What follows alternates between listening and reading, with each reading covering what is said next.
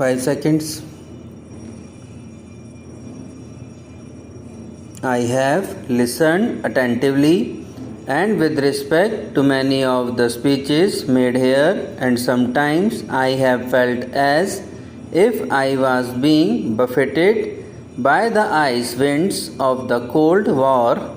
Coming from a warm country, I have shivered occasionally at these cold blasts. Speaking here in this assembly chamber, an old memory comes back to me.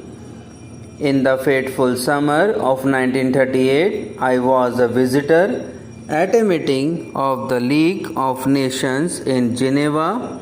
Hitler was advancing then and holding out threats of war. There was mobilization in many parts of Europe, and the tramp of armed men was being heard. Even so, the League of Nations appeared to be unconcerned and discussed all manner of subjects except the most vital subject of the day. The war had not started then. A year later, it descended upon the world with all its thunder and destructive fury.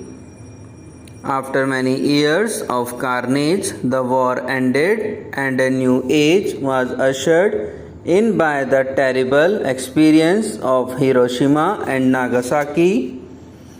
Fresh from these horrors, the minds of men turned to thoughts of peace, and there was a passionate desire to put an end to war itself.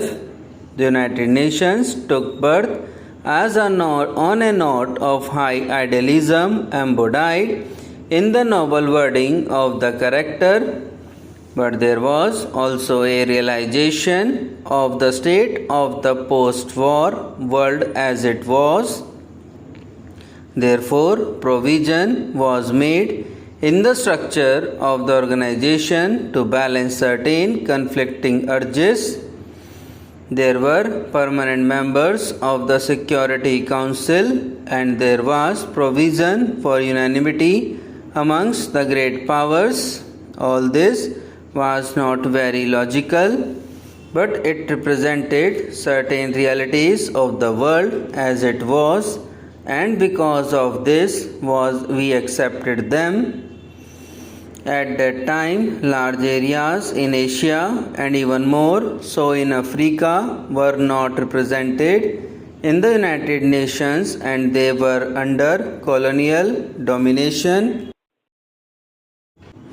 Since then, the colonial part of the world has shrunk greatly, and we now welcome here many countries from Africa in their new freedom.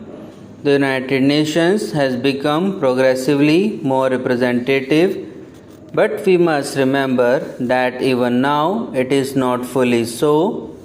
Colonialism still has its strong footholds in some parts of the world, and rationalism are still prevalent, especially in Africa. The United Nations has often been criticized for its structure and for some of the activities. The structure of the United Nations when it started was weighted in favor of Europe and the Americas.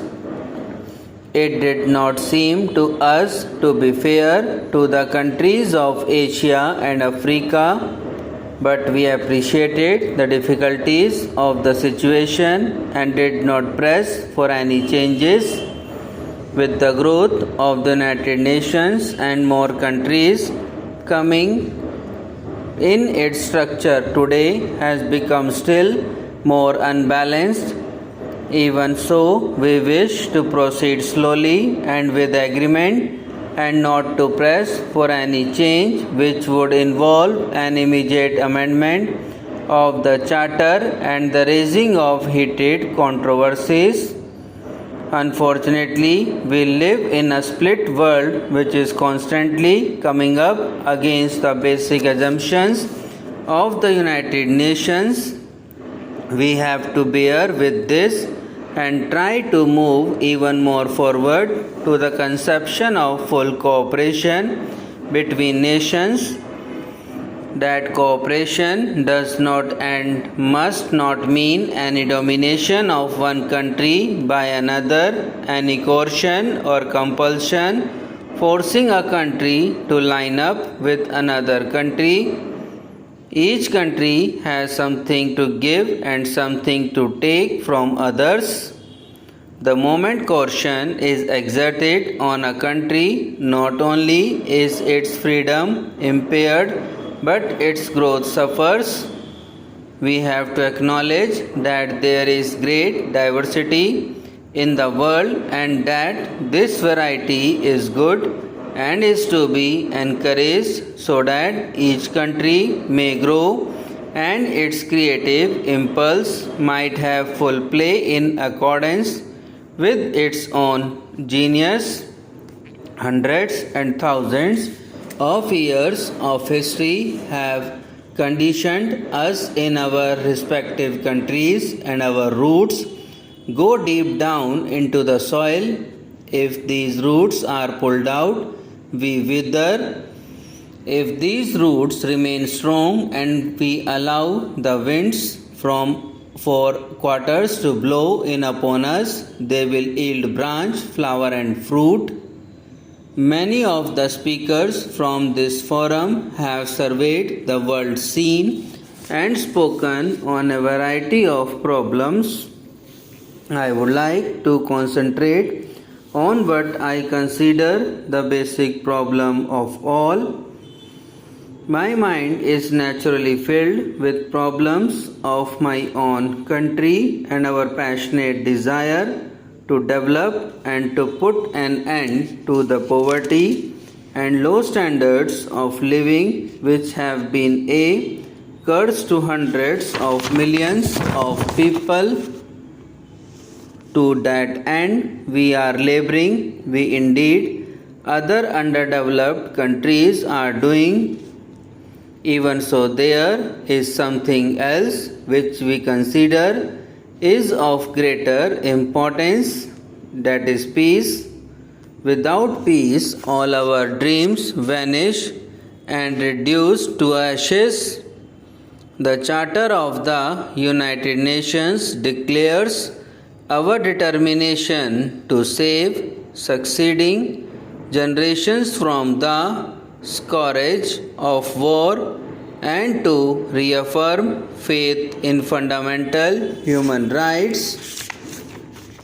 Fresh from these horrors, the minds of men turned to thoughts of peace